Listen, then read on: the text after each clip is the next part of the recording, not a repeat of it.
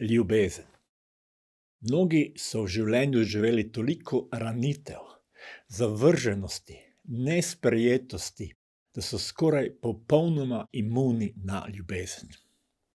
Če smo iskreni do sebe, moramo priznati, da vsi doživljamo obdobje otopelosti in neuspeha. Pridejo trenutki, ko smo razočarani nad ljudmi, sabo in Bogom. Počutimo se poteptane, zavržene, izdane.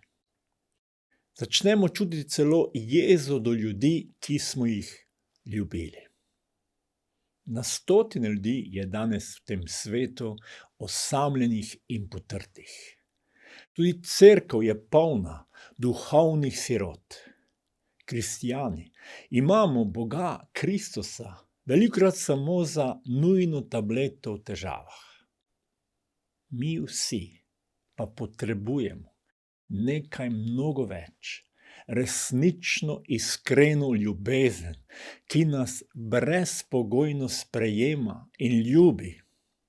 Nekaj, kar ni pogojeno z našim uspehom, ampak sprejemanjem tudi tedaj, ko smo zatajili ali naredili napako. A je to možno? A je kaj? A je kdo, ki bi nas res bil pripravljen ljubiti, kljub vsem našim neuspehom, otopelosti, grešnosti? Pavel govori o primeru človeškega uspeha, navdiha, toda brez pravega motiva. In ko bi imel dar preroštva, in ko bi poznal vse skrivnosti in imel vse spoznanje, in ko bi imel vero, vso vero, da bi gore predstavljal, ljubezni pa bi ne imel, nisem nič. In ko bi razdal vse svoje imetje, da bi nahranil lačne, in ko bi izročil svoje telo, da bi zgorel, ljubezni pa bi ne imel, mi nič ne koristi. Govori o človeški duhovnosti, razodetju, moči, veri, ki premika gore, toda vse to brez pravega motiva ljubezni. Govori o pomoči ljudem v pomanjkanju, darovanju samega sebe, toda brez ljubezni nič ne koristi. Zakaj je temu tako, če omenjenih toliko plemenitih dejanj? Očitno spoznanje, znanje, napredek ne more izpolniti hrepenenja človeškega srca. Na drugi strani niti materialno pomanjkanje ni največji problem človeštva. Vse to so pomembne stvari, toda očitno ne morejo zapolniti naše praznine, omehčati naše trdote, otopelosti. To lahko stori samo ljubezen. Naj Kristus po veri prebiva v vaših srcih, da bi tako ukoreninjeni in utemeljeni v ljubezni mogli z vsemi svetimi doumeti, kolikšna je širokost in dolgost in visočina in globočina, ter spoznati Kristusovo ljubezen, ki presega spoznanje, da bi se izpolnili do vse Božje polnosti. Bog nam ponuja, naj črpamo iz njegovih virov, v tem primeru ljubezen. Naj so naša vera, zaupanje, pogled usmerjeni, utemeljeni v ljubezni. Naj razumemo, da nas Bog brezpogojno ljubi. Naj spoznavamo, kolikšna je širokost, visočina, globočina Boga in njegove ljubezni do nas. Nič nam ni treba dodati, napraviti, da bi ugajali Bogu, da nas ne bi ljubil in nam ne hotel pomagati. Poglejmo znane svetopisemske vrste, kakšna je Božja ljubezen. kako nas Bog ljubi. Ljubezen je potrpežljiva, dobrotljiva je ljubezen, ni nevoščljiva, ljubezen se ne ponaša, se ne napihuje, ni brezobzirna, ne išče svojega, ne da se razdražiti, ne misli hudega, ne veseli se krivice, veseli pa se resnice. Vse prenaša, vse veruje, vse upa, vse prestane. Ljubezen nikoli ne mine. Bog je z nami, potrpežljiv, dobrotljiv, iskren. Ni sebičen, ampak ljubeč, ki nam želi dobro in ne hudo. Ni krivičen, ampak stoji na resnici. Marsikaj je pripravljen prenesti, potrpeti. Nas nikoli ne neha ljubiti. Velikokrat te vrste na prvem mestu uporabljamo, kakšni bi morali biti mi, kako bi morali mi ljubiti drug drugega. Toda najprej moramo razumeti, da Bog nas tako ljubi, da nam te vrste na prvem mestu govorijo, kakšen odnos ima Bog z nami. Da se lahko odpremo ljubezni. Moramo sprejeti, začeti verovati, da nas Bog brezpogojno ljubi. Večkrat je to težko, ker se počutimo neljubljene ali pa se počutimo, da nismo vredni ljubezni. Ne obupajmo. Pomembno je, da govorimo in da slišimo o brezpogojni Božji ljubezni. Nikoli ne moremo okusiti ljubezni Boga, če nam nihče o njej ne pove. Nikoli se ne bomo želeli nekaj, za kar vemo, da ne obstaja.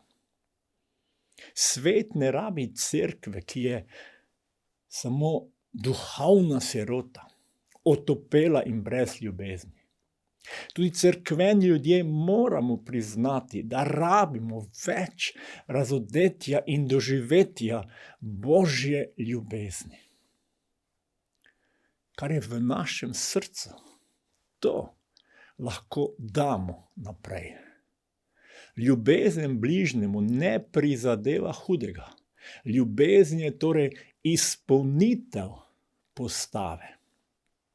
Prava ljubezen bližnjemu ne želi hudega. Če v nas otopelost, razočaranje, neuspeh, se bomo tako odzvali naprej. Če v nas ljubezen, se bomo tako odzvali do drugih. Na koncu še največje vprašanje, kako sem lahko izpolnjen z Božjo ljubeznijo. Za mene je najbolj jasna vrsta v Svetem pismu v Rimljanom 5:5. Upanje pa ne osramoti, ker je Božja ljubezen izlita v naša srca po Svetem Duhu, ki nam je bil dan. Kaj je naše upanje? Delovanje Božje ljubezni v našem srcu po Svetem Duhu. Sveti Duh želi delovati v našem življenju in nam razodevati, kako nas Bog ljubi. To vam ne morem dati jaz. To vam ali to nam lahko da samo Bog skozi Svetega Duha. Zato je potrebno prositi. Naj pride Božja ljubezen v naša srca. Naj jih omehča. Naj odzame vsako otopelost. Naj nam pomaga, da bomo lahko spregledali, da nas nekdo brezpogojno ljubi. Naj nas Bog izpolni z ljubeznijo, da bomo tudi mi lahko ljubili Boga in ljubili tudi bližnjega. Dajmo se skupaj pomoliti in prav zdaj prositi Boga za njegovo ljubezen. Lahko mu povemo, Bog, odpiram svoje srce. Pomagaj mi. Odstrani vsako otopelost. Vse, kar ne dovoljuje, da bi se Bog ti dotaknil svojo ljubeznijo mojega življenja. Odpusti mi, da moče nisem videl ali ti nisem dovolil, da se ti dotakneš mojega srca s tvojo ljubeznijo. Zato Bog prosim, Sveti Duh, preplavi in izpolni me z Božjo ljubeznijo. Da doživim, da čutim, kako sem ljubljen pri Bogu. Da je Bog ta, ki želi izpolniti moje najgloblje hrepenenje. Bog, spremeni moje srce. Spremeni moj odnos do tebe. Spremeni moj odnos do ljudi okrog mene. Rabim tvojo pomoč. Naj Božja ljubezen pretopi moje srce, da vidim življenje. Bog, kot ga vidiš ti z ljubeznijo do tebe, do bližnjega in vse, kar izpolnjuje in daje novo življenje v tebi, dragi Bog. To te prosim, v imenu Očeta in Sina in Svetega Duha. Amen. Bog želi delovati in ne obupajmo. Vsak dan, še posebej, ko se počutimo mogoče jezni, razočarani na sebe, na ljudi okrog. Povemo, Bog, Božja ljubezen, Sveti Duh, deluj, spreminjaj, mehčaj moje srce, da lahko živim eno novo življenje. Želim vam blagoslovljeno nedeljo.